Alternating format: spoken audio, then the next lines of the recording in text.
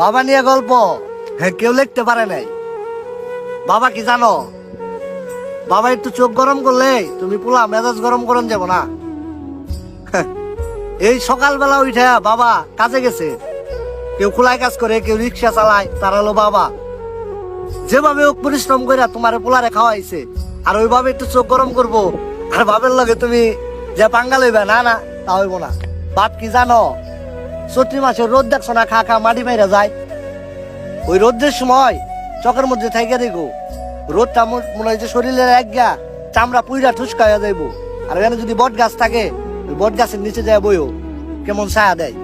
বাবা যদিও বুইরা হয়ে যায়, বয়স্ক হয়ে যায়, তাতে সমস্যা নাই, সে বট গাছের মতোই ছায়া দিব।